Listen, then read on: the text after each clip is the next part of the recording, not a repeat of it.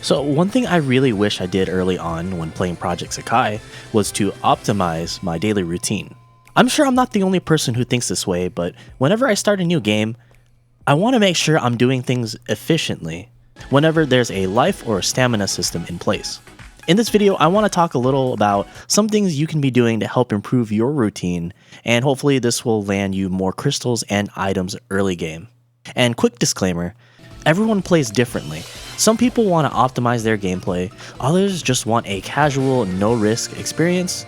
And you'd be surprised, but there are people who don't even care about the rhythm game aspect at all. They're just here for the story. And you know what? That is perfectly okay. Don't let me or anyone tell you how to play a game. If you're happy, that's fantastic. But this video in particular is for the few who want to get the most out of their early game, without having to spend a ton of money. Anyways, so most of us are pretty familiar with challenge shows and the energy system, but I'm going to quickly go over them for those who have no clue. So most mobile games in general have systems in place to prevent you from just playing as much as you want, which sucks in my opinion. It's a trick to motivate you into spending real money to buy more stamina, energy, whatever they want to call it. How Project Sakai handles it though is that they actually let you play as many songs as you want, but the way they limit you is through the rewards. See, the energy you use per song affects the amount of rewards you get at the end of the song. For example, if you were to spend 2 energy points, the rewards will be equal to if you were to play essentially 10 songs. And you recharge 1 energy point every 30 minutes. But if you're at full energy, then nothing happens. So what you want to do throughout the day is to make sure that you're never sitting at full energy so that you're constantly recharging. That was a weird burp. Anyways, this will optimize how many rewards and coins you're getting per day that you play. And moving on, the challenge show is essentially your daily task. And the rewards are actually amazing for players who just started or are still very early game.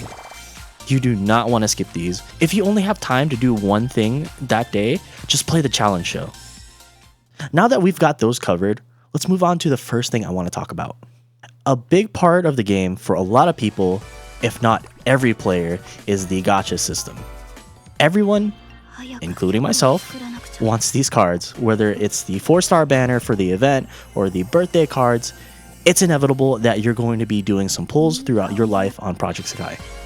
So what happens to the cards that you've already pulled before? Well, they all get thrown into the green room.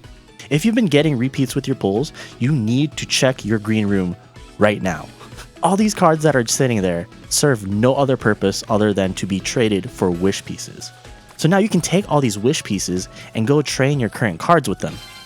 I suggest to go into training and upgrade all the 1 and 2-star cards into having max skill level and max mastery.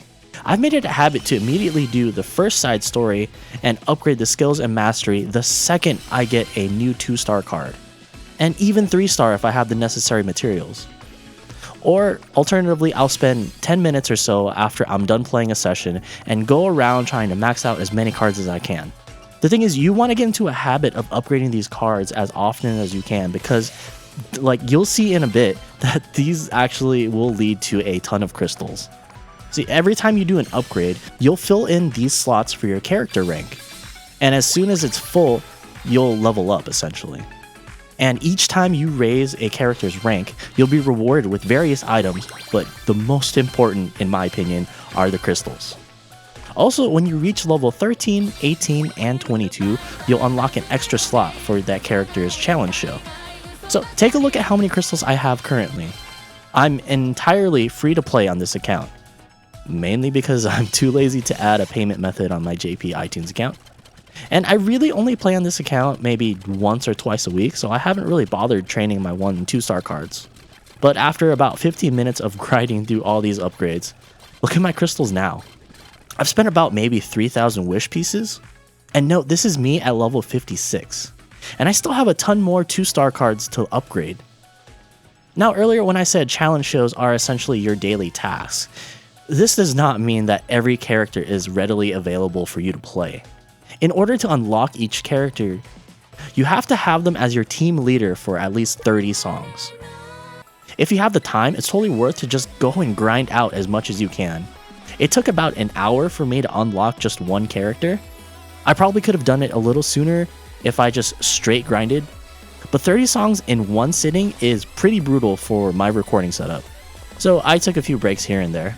But everyone's life is different, and I'm sure a lot of you aren't able to spend that much time, or well, have the mental capacity to do so. So what I suggest doing is during events or just whenever you're playing, see which characters on your team hasn't unlocked their challenge show yet and have them be the leader. And just keep swapping until everyone on your team has their challenge show unlocked. And as soon as you hit the 30 songs, you'll get a pop-up notifying you that, hey, your challenge show's been unlocked. Anyways, that's all I have for this video. Hopefully you found some of it helpful. This isn't really meant to be a complete deep dive into fully optimizing your gameplay, because I'm not trying to overload you with a ton of things to keep track of, and honestly, I'm not really that qualified to explain all the tiny details. But I hope this at least gets your foot in the door and helps you get more items and crystals. Anyways, let me know what you think in the comments down below. Do you think any of this is worth bothering to do? Don't forget to leave a like because that helps me out a ton, and maybe consider subscribing.